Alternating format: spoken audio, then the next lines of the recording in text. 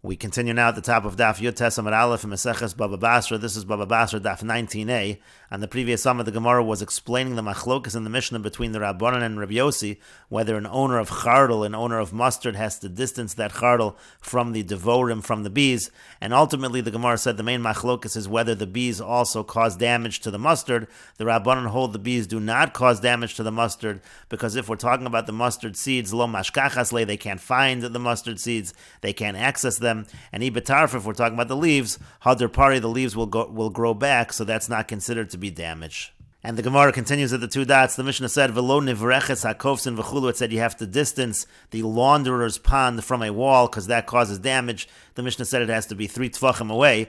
And the Gemara says, "Amar Rav Nachman, Amar Rabba bar Avur." Rav Nachman says that Rabba bar Avur says, "Lo shanu ela min hamechamtzon." That's only true from the mechamtzon. That's the area where they soak the clothing. Avol min hanadyan, but from the water that they use, where they actually rub the clothing, they actually clean the clothing. So there, dalet amos, there needs to be 4 amos away from the wall. Rashi explains, "Min hamechamtzon nivreches sheshoren boas abegadim yomo yomayim." They would soak the clothing for a day or two, but so as klovim in the excrement of dogs, until they would get that they smell bad. Avol min hanadyan, but from the nadyan, that's the second stage. Nivreches shekovsin umeshavshuvin ba. That's where they rub, they clean the clothing. Mitoch shamayim nitazon lemeirachuk. So there already the water sprays out to a certain distance. So tzarich laharchik dalet amos. There you have to be 4 amos away.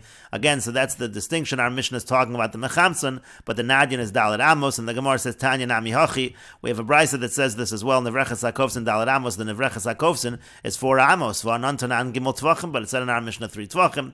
Elalav shvamina keder Rav Nachman. Rather, don't we see that Rav Nachman is correct? We make a distinction between the mechamtzon and the nadyan. And the Gemara continues, Vika durami luhu mirmi. Some have the exact same Gemara as above, but they set it up as a contradiction. Tanan, we learned in our Mishnah nivreches hakovsin gimel tvachim. By the nivreches hakovsin, one has to distance himself 3 tvachim. V'atanya, but we learned in a brisa 4 amos that you have to distance 4 amos. Amar Rav Nachman, Amar Rabba bar Avur. Rav Nachman says that Rabba bar Avur says lokash, it's not difficult.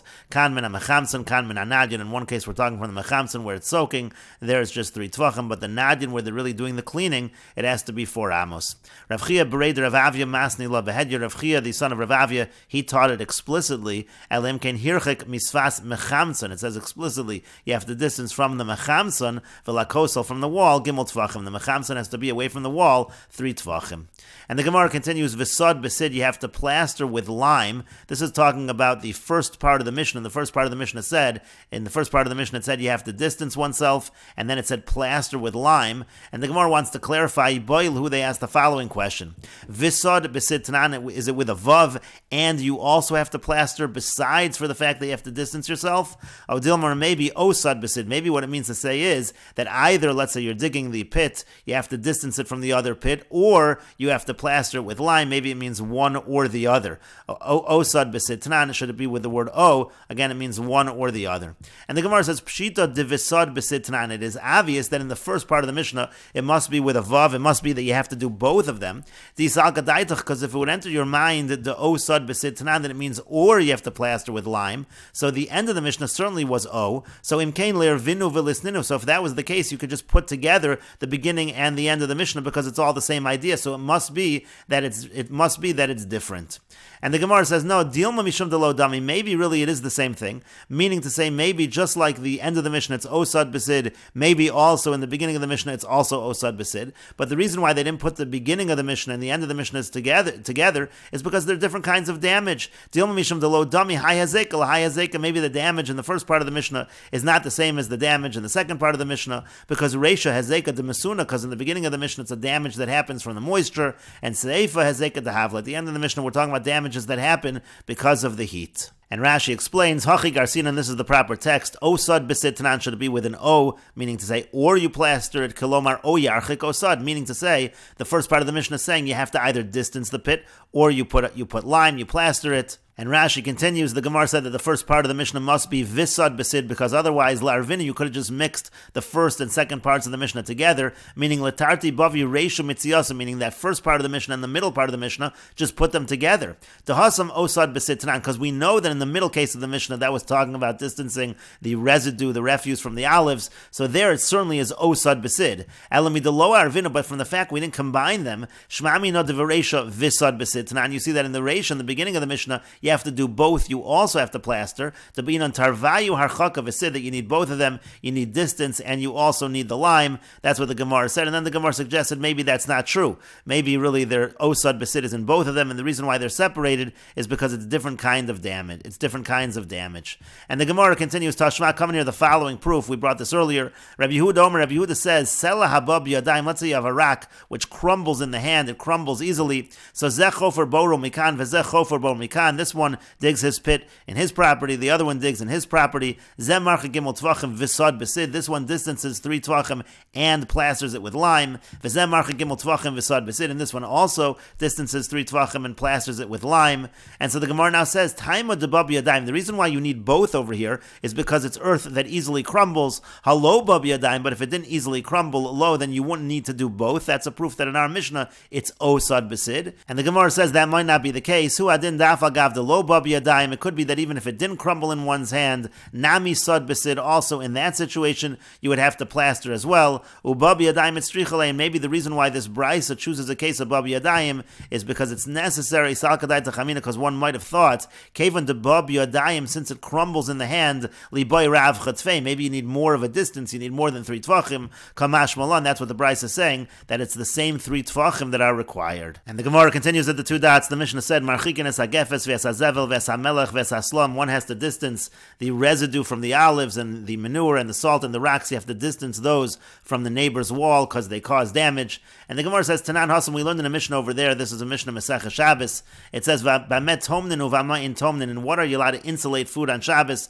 And in what materials are you not allowed to insulate food? The idea is you're not allowed to insulate food with something that's going to be mosef hevel, that's going to add heat. Ein tomnin, you're not allowed to insulate the food. Lo begefes, v'lo bezevel, v'lo bemelech, v'lo besid, v'lo bechol, bein lachen, bein yeveshin. You can't insulate the food in gefes. Again, that's the residue from the olives, and you can't use manure, you can't use salt, you can't use lime, and you can't use salt, whether moist, whether dry. And so the Gemara asks, what's the difference over here to katani slime? Meaning over here in our Mishnah, we have slime as part of the list, rocks. That's something that is mosef hevel, that adds heat, and it causes damage. V'lo katani chol, but in our Mishnah it doesn't say anything about sand. And what's the difference over there in Mesechet Shabbos, the katani chol, where it lists sand, v'lo katani slime, it doesn't list rock. And the Gemara says, Rav Yosef says, Lefisha in darkan shel b'nei adam lahatman b'slime. It's not normal to insulate food with rocks. That's why that's not mentioned in Mesechet Shabbos. The Gemara continues, Abai said back to him, V'chi darkan shel b'nei adam lahatman b'gizei tzemer u'lashona shel argamon. You think it's normal to insulate food with wool or with, again, dyed purple wool, tongues of wool. The Tanya, because we learned in a brisa, tomnin b'gizei tzemer u'v'tzipei tzemer u'v'lashona shel argamon u'v'muchin v'ein metaltlin osan. You are allowed to insulate. Again, these are various kinds of wool and dyed wool and soft materials, and you're not allowed to move them, and so that's obviously something that's not normal, but still the Mishnah lists it. So Elamar Abaya, rather Abaya says, Yagid olav reo, let its friend tell about it, meaning to say, we have something in the list over here that really should be in the other list, and something in that list should really be in the other list. It doesn't have to say, you don't have to have a full list each time. Tanahacha sloim v'uadin lachol, over here we have rocks, but the same would be true by sand. Tanahasaman over there, Mesechet Shabbos chol, it says sand, v'uadin l'sloim, the same would be true by rocks. And the Gemara continues, Amar le Rava, so Rava said back to him, to Abaya, Yagid olav reo, if you're going to say they're incomplete lists, so list ninu lekulu b'chada, so why not have the full list in just one of the places, v'lizni chadaminayu b'idach, and then just have one example in the other list, and then we'll know to transfer over the list, one list to the other, v'huadin le'idach, it will apply the same way to the other case. So Rava doesn't like this answer of Yagid olav reo. Elamar Rava, rather Rava says, Hasam hainu taima, the reason over there is, the lo katani slime, the reason why it doesn't say slime over there, Mesechet Shabbos, mishum de mishtichi la l'kedeir, because what happens is that rocks cause damage to the pot, so people don't use them for insulation. The Gemara says, Hacha hainu taima de lo katani chol, and further Rava says, over here, the reason why we don't have sand, mishum de mechamim michayim u'makri rekar, because actually sand, it just warms up something that's already hot, and it cools off something that's already cold, and so therefore the sand is not going to do that kind of damage, because it's only in a situation where something is already already hot, for example, that it's going to add the heat. But the Gemara continues, V'atani Reb Oshia chol, but 1 second, Reb Oshia, he did list in his brisa, he does have sand as something that causes damage. And the Gemara says, well, Hasan b'mituna, over there we're talking where it's moist, that's why it causes damage. But the Gemara says, well, Tana di dan nami, we'll let the author of our Mishnah as well, listni, let him have sand in there, v'lukmei b'masuna, and say that it's talking about moist sand. And the Gemara says to that, Hatana le'amas hamayim, well, we already have the water channel there, so you already have moisture, there's no reason to have that case with sand. But the Gemara continues, Atu milo katani amas hamayim v'katani nevreches hakovsin, what's the big deal? We have amas hamayim, which is a kind of damage from moisture from water, and you have also nevreches hakovsin, that's the launderer's pot, that's also a damage from water. So what would be the difference if we added chol as well and said it was a damage from the moisture? And the Gemara says to that, Hanu tzrich, over there you need both cases. Ditana amas hamayim, because if you only had amas hamayim, mishum dekvia, that's something that is fixed, it's not really going to be moved. Avol nevreches hakovsin, when it comes to a launderer's pond, the lo kvia, that's not fixed, that's something that can oftentimes be exchanged for something else, so aimolo, so then I would say no, it's not a problem. Vitana nevreches hakovsin, if I only had nevreches hakovsin, mishum dekava v'kaimi, there the water sits still, causes more damage that way. Avol amas hamayim, when it comes to the water channel where the water moves, lo, that's not true, so tzricha, so it's necessary to teach both cases.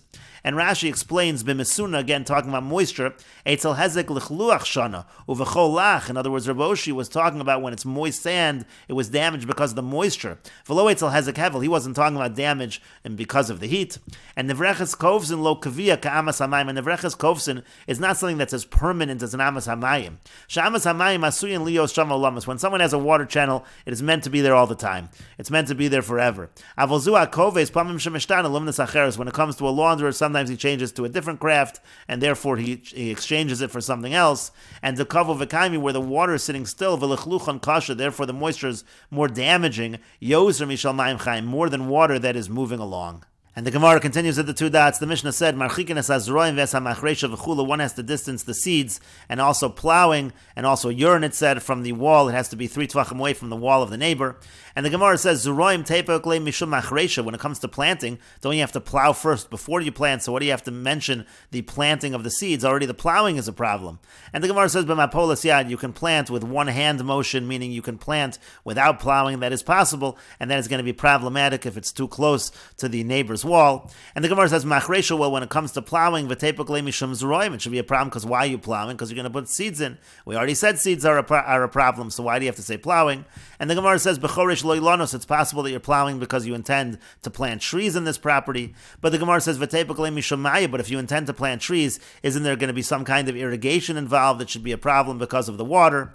And the Gemara says to that, Tana be'eretz Yisrael koi, our Tana is in Eretz Yisrael. T'chsiv l'metar hashamayim tishtamayim, it's written about Eretz Yisrael that it's to the skies, to the rainwater that you turn for the water, and so therefore there is no real irrigation in that situation, so that's why it's not a problem because of the water. And the Gemara says, L'meimra dezroim, does that mean to say that seeds? And Rashi explains, Teipok le mishum machresha, again, when it comes to seeds, well, we should just say it's a problem because of plowing, Sharei chorshu tchila, because you're going to plow first, Vafilo zara le tana le marchikin, already forgetting about the planting, you have this problem.